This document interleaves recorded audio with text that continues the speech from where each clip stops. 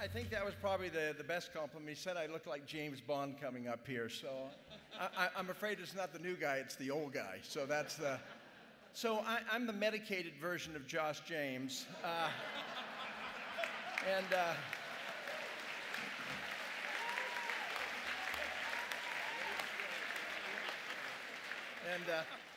You know, it's interesting in listening to the stories, and you know, we have a lot of things in common. You know, Merit's going to approach $500 million soon, and we have about 3,000 employees now, just under 3,000 employees, and we've been very fortunate. I came from a background that was not quite as stable as Josh.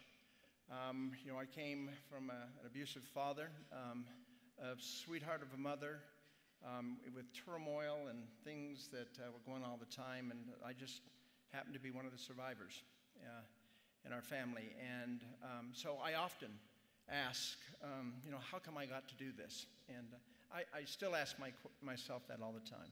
I'm really a very fortunate man to have been able to be involved in such a great enterprise.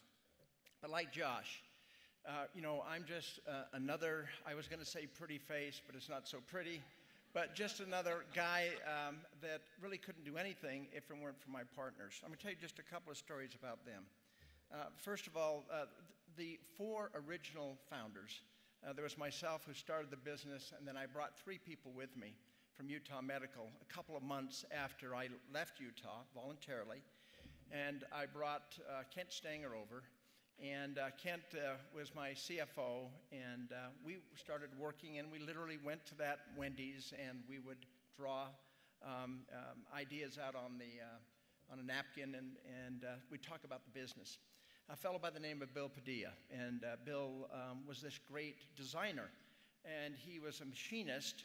And he said, you know, Fred, I don't really know how to design products. I build tools for other people who give me drawings. I'm not an idea guy.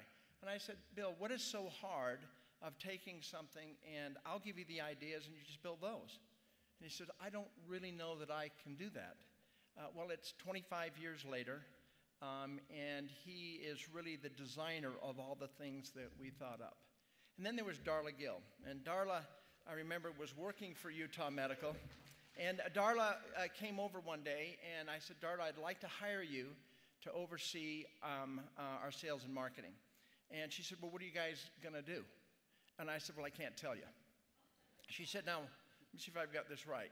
You want me to give up my options, you want me to give up my salary, you want me to give up all those things for this new job that you're going to offer me, but you're not going to tell me what it is. And I said, that's exactly correct. She says, I'm in. And that's 25 years ago. So the original 4 folks of this cast of thousands are still there today. We're all still together, different roles, but we're still doing this. We still have this great passion that Jeff talks about. I can't wait to get up in the morning. And I'm just the opposite of Josh, and I think we've got it covered because Josh does this, is it 10, 12 till 3 in the morning? And see, I'm up at 3 in the morning, and then I fall asleep. I'm passing out around 10 o'clock and can't wait till 3 gets there. And often on a Sunday, my wife will look at me and she says, about 3 o'clock on Sunday afternoon, is that you're in the zone. And I said, yeah, honey, only about 5 or 6, 7 more hours I can go to sleep, and then I can go to work. And I mean it. And she looks at me like I'm out of my mind. So I've got the kind of the, you know, the morning, early morning covered up to noon. Josh, you can take it from there. We've got this whole thing really covered all the way around. Just a couple of stories. Senator Hatch, as we all know, really has been the guy, the go-to guy.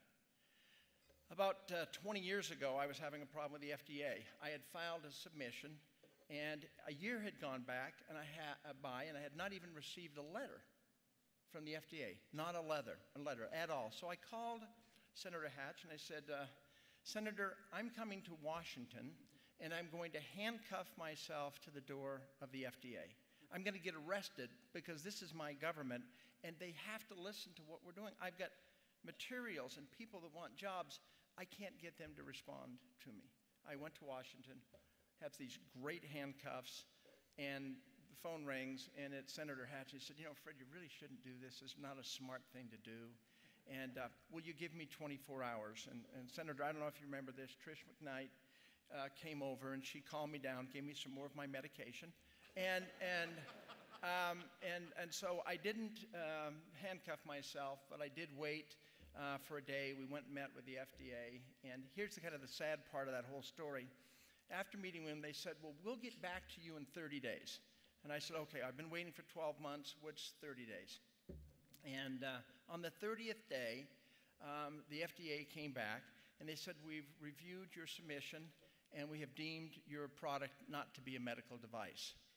So we were free to start marketing, but we waited now 13 months just to have them tell us that we really didn't need to do it in the first place. And that was kind of a, and you think it's bad then, you ought to see what it's like now, Senator. It's even worse.